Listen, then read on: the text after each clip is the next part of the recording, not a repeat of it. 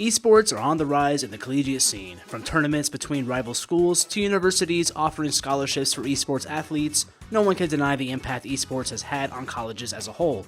The University of Miami is now jumping into this lucrative scene with the introduction of esports teams and players. We sat down with 3 representatives of the dawn of esports at the U: Nathaniel Britton, Tom Soria, and Luca Boxeri. Together, they give an inside look at the growing esports culture and its future at the university. I'm Nathaniel Britton. I go by McDaniel in both Discords. I am the treasurer of the Video Games Club for 2 years, or I will be next year too. And I'm also one of the paid moderators for the Esports Discord at UM. Right now we have, at a full capacity of 6 members on the e-board. In Video Games Club, we have president, vice president, treasurer, tournament event coordinator, community outreach, and freshman representative. In the past, we had another position called Esports General Manager, which would help to organize and manage a variety of different esports teams that they would have. And the general manager would organize practices, like search for tournaments, manage the team, to make sure that people actually attend the stuff that they said they would attend. Below that, there would be sub managers for teams, team captains kind of too. And in the past, we've held various teams we've held Hearthstone teams, Rocket League teams, Overwatch teams, I think League of Legends at some point. We've been all over the board in that regard. I'm the Associate Director for Recreational Sports for the Department of Wellness and Recreation.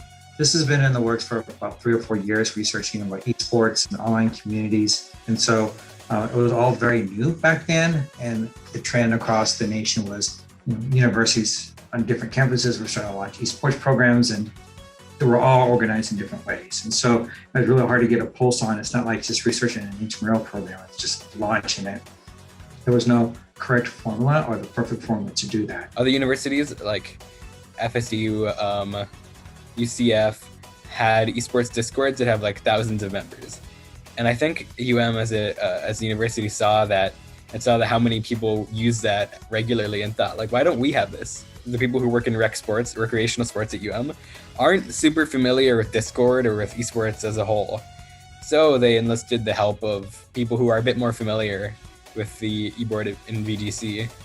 And they also posted a job listing out for moderators who would help them run the Discord aspect of it. As far as the community itself, it's whatever you want to be a part of.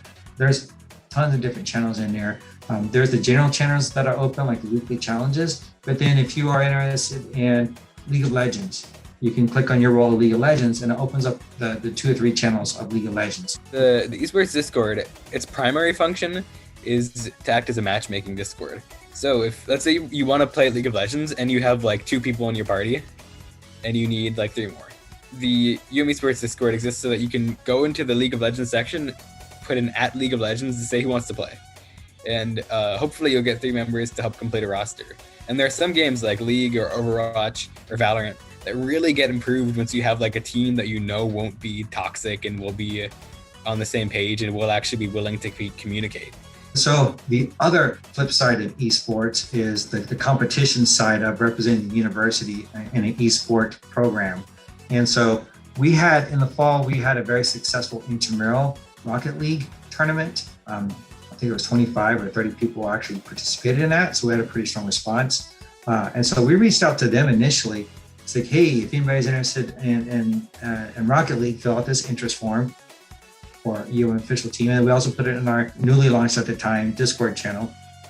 And then so people, pass it along. We got people who are interested.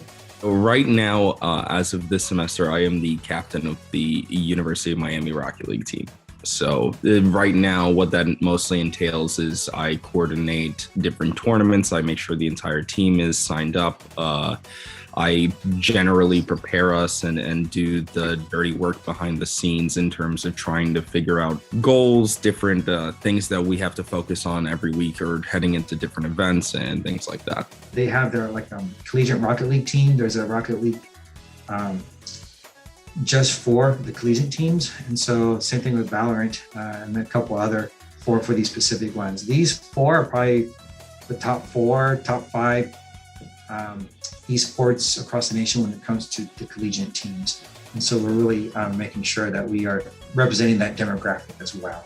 They'll carry the esports banner, the logo, and all of that. We played UCF. All those kids are on scholarship for esports, so we got smoked, and it was a nightmare. We were pretty scared going into the tournament, but we actually ended up playing the same UCF team that we scrimmed against, and we went to game 5 of 5. So we took 2 games off them. We were up 2-1 at one point.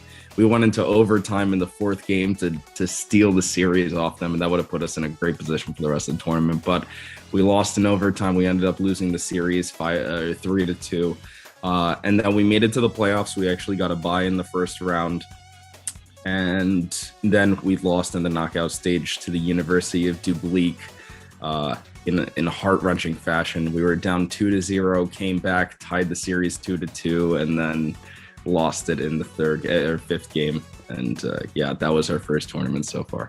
And I know that the Video Game Club has a Valorant team, and so we're working with them for a transition over here. The Video Game Club still very much will be the Video Game Club and what they stand for, but the competitive team will be part of the Video Game Club, but also represents the university as the University of Miami Valorant team.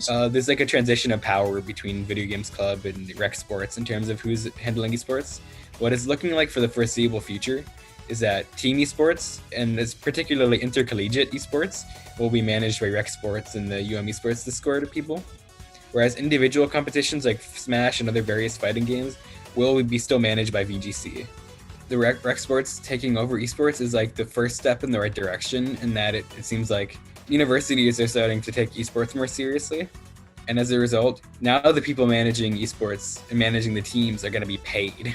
Like, they're going to be able to devote that much more time into it and that much more effort when not having to manage classes and like as many other teams as esports general manager in Video Games Club did. Esports, I think, is going in a great direction. I think that people on the higher up of are starting to recognize it as a legitimate thing that's going to continue to grow in the future.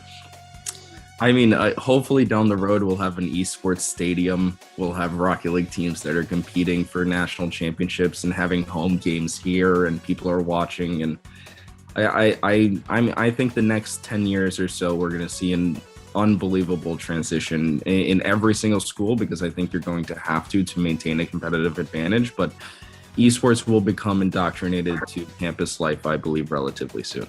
If you want to find the esports server, I think the easiest way to get there is miami.edu/esports. It takes you to a page that kind of explains what the server is, and it also has a link to the server.